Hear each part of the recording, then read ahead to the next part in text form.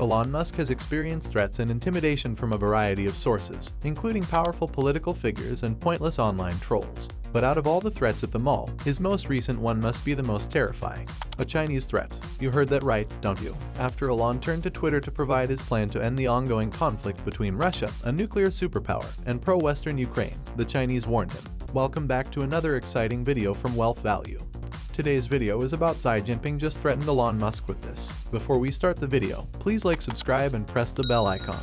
You're at the right place if you're wondering what this has to do with China. Hold on as we investigate this conflict and look for potential solutions. For the misinformed Russian president, we must first provide some background information about the ongoing conflict in Ukraine. This year's conflict with Ukraine began in February under Vladimir Putin. Putin's objective was uncomplicated: to prevent Ukraine from joining the Western alliance of NATO or the North Atlantic Treaty Organization. He sought to overthrow the country's incumbent administration. While since the start of World War II in 1940, this war has been the largest in Europe. This invasion is sometimes referred to as a special military operation by Putin and his forces. Knowing the fundamentals of the entire narrative, let's examine Elon's suggestion for achieving peace among the opposing parties. Musk outlined a few ideas in a tweet that, in his view, were sufficient to ease tensions between Russia and Ukraine. Elon's initial suggestion was to hold fresh elections in the Ukrainian territories that Russia had annexed and for the country as a whole. The second argument alluded to the Crimea Peninsula region joining Russia rather than Ukraine.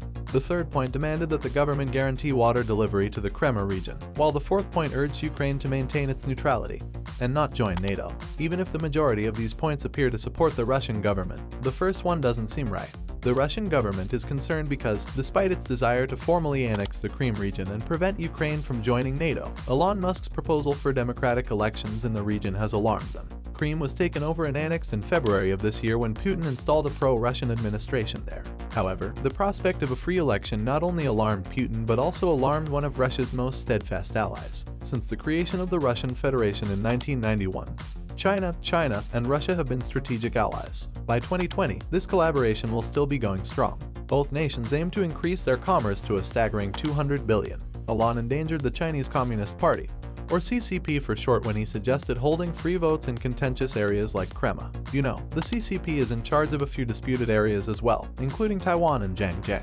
The CCP is also notorious for engaging in brutal practices like mass surveillance and ethnic cleansing in these. The Chinese Communist Party perceived Elon's suggestion that the residents of Crimea be granted the right to vote as a direct threat. Soon after Elon tweeted his peace proposals, Hu Jin, the former chief editor of the Chinese Communist Party's tabloid The Global Times, reacted. Elon Musk has revealed his personality too much, according to Hu Jin, who took to Twitter to vent his annoyance and caution Elon. The statement made by Xi Jin that Elon will be given a lesson, nevertheless, is what makes his tweet more important.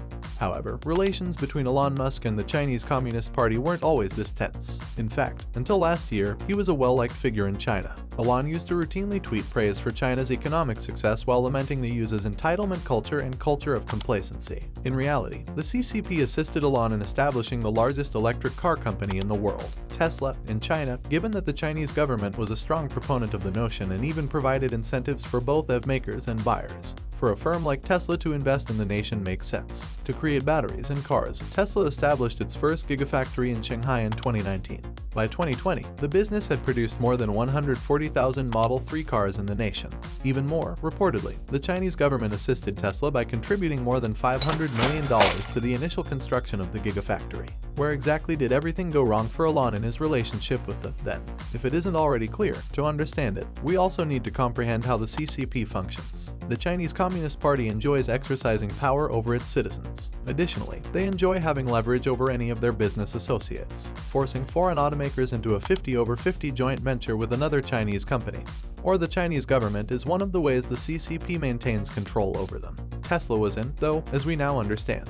Elon Musk ensured that he had complete control over the business in China and forbade any other partners from holding any ownership interests. The CCP was aware that this was a risk at the time, but they had to take it to demonstrate to the rest of the world that the nation was a safe location for investments. However, as time passed, other Chinese EV producers like NIO Automobiles began to overtake Tesla and even surpass the US. The company's situation was made worse in 2021 when ties between the USA and China hit an all-time low. Presidents Joe Biden of the United States and Xi Jinping of China are embroiled in a bitter dispute over their respective countries' divergent perspectives on security, economics, technology, and ideological concerns. The CCP soon concluded that having Tesla and Elon on board was detrimental to them. As predicted, the state-owned media outlets in China began to disseminate rumors that the US government was spying on Chinese citizens using the software in Tesla vehicles. Articles about Tesla vehicles having brake and battery problems also began to proliferate in Chinese newspapers. The Chinese media sensationalized Tesla's recall of vehicles even though there was no concrete proof to support these accusations, and the so-called recalls were just over the air.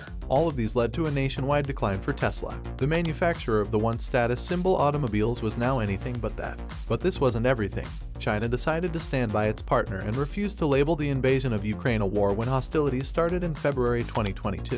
When Ukraine's internet connection was cut off, they turned to Elon and asked him to install Starlink there, a satellite internet constellation run from space. To no one's surprise, Elon consented and gave Ukraine over 25,000 Starlink satellites to get the nation online.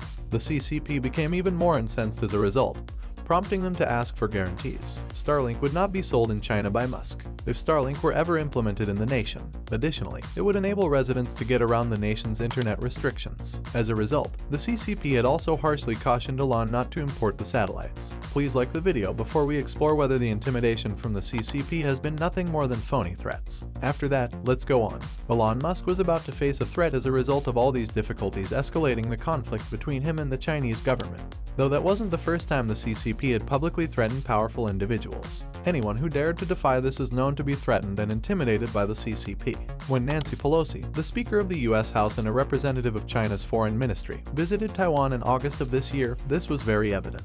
Pelosi's journey to Taiwan, which China claims is its own, according to Julie Zhang. Despite the warnings of intimidation, the US government resisted giving in, and Nancy Pelosi eventually finished her tour of the nation without any of the threats materializing.